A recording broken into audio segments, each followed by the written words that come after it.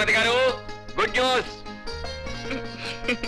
ఏమిటండి లాయర్ గారు చాలా హుషారుగా ఉన్నారు. ఇన్నాళ్ళు పడ్డ శ్రమ ఫలించింది.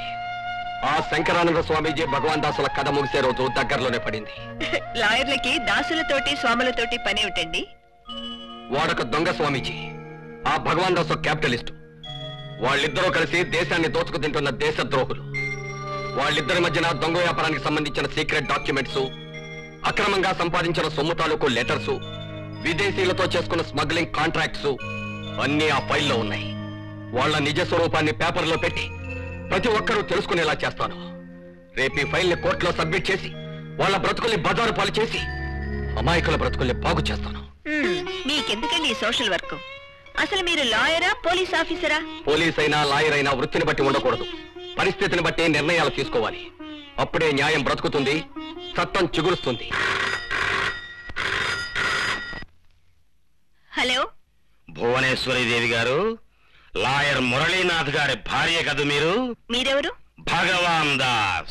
అంటే మీ ఆయన విజయ గర్వంతో నీకు ఈ పాటికి చూపించుంటాడే ఫైలు, దాని ఓనర్ని. ఆ ఫైల్ నాకు ఇప్పిస్తే నువ్వు ముత్తైదువుగా 10 కాలాల పాటు ఉంటావు. లేదు, నీ 5వ అర్థాంతరంగా ఆవిరైపోతుంది. ఏమిటి నువ్వు అనేది? ఉన్నమాటే, నేనన్నమాట తప్పను. నీ పసుపు కుంకాలకి రాత్రి 12 గంటల 1 సెకండ్ వరకు టైం ఇస్తున్నాను. నీ ఇంటి చుట్టూ అడుగడుక్కి మృత్యువుని కాపలా ఉంచాను. పాయసం కావాలో పాయసం కావాలో తెలుసుకో. గంటకోసారి ఫోన్ చేస్తుంటాను సుమా. Okay. Hello hello hello hello. వదిలిపెట్టాలా?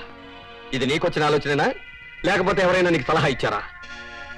వాళ్ళకి భయపడి నేను ఈ కేసు వదిలిపెట్టడం అంటే నేను చదువుకున్న లా పుస్తకాలన్నీ తగలబెట్టాల్సిందే. అన్యాయం న్యాయాన్ని చూసి భయపడాలి. అధర్మం ధర్మం ముందు ఎప్పటికైనా తల వంచక తప్పదు. అది కాదండి. ఏది కాదు?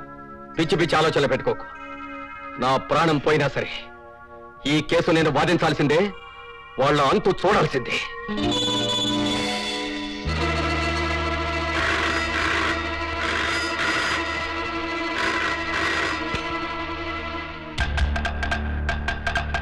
భువనేశ్వరి దేవి, ఏమిటి పడగదిలోకి వెళ్తున్నావా?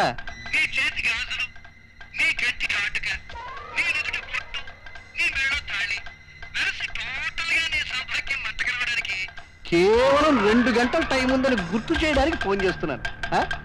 ఇప్పుడు పడగదిలోకి వెళ్ళి ఆ ఫైల్ మాకిమ్మని నీ భర్త గారికి చెప్పు. గడువుకి 5 నిమిషాలు ఉండగా మళ్ళీ ఫోన్ చేస్తా.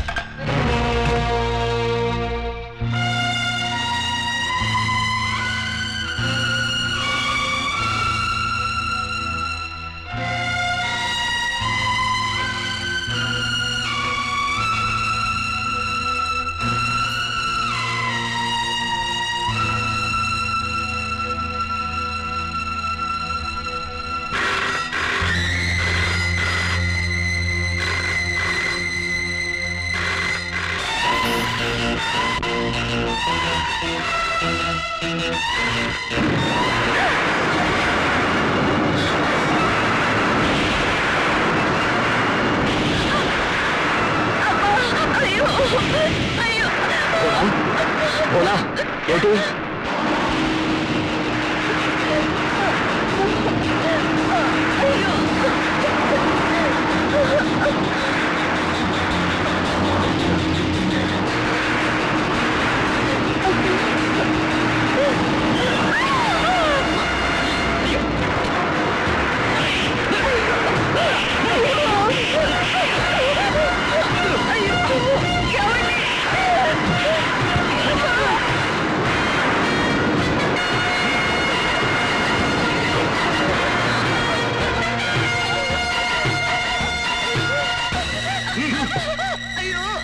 భగవాన్ దాస్, నీకు మాకు ఏ విరోధం లేదు.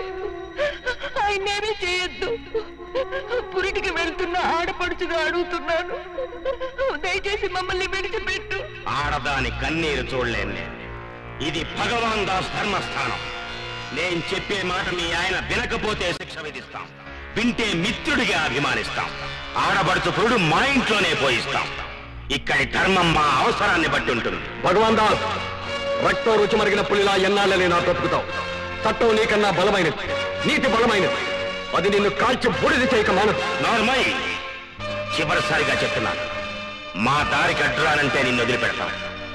పుట్టబోయే బిడ్డతో నీ భార్యతో హాయిగా బతకచ్చు, లేదంటే నీ భార్య కళ్ళ ముందే నీ ప్రాణాలు తీస్తాం. నేను చివరిసారిగానే చెప్తున్నాను, నా ప్రాణం పోయినా సరే ఆ ఫైల్ మీకు దక్కదు. ఆ ఫైల్ కోర్టులో పెట్టి మీకు ఉరిశిక్ష పడేలా చేస్తాను. నీ కర్మకి శిక్ష ఏమిటో తెలుసా? మరణ శిక్ష.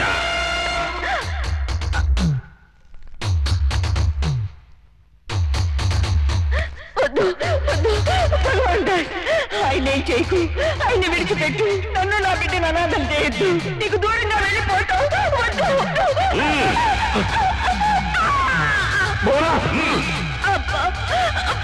ఆఖరిసారి అడుగుతున్నాను, సంతకం పెడతావా పెట్టావా? నేను నీతి తప్పను, అవినీతికి తల ఉంచను.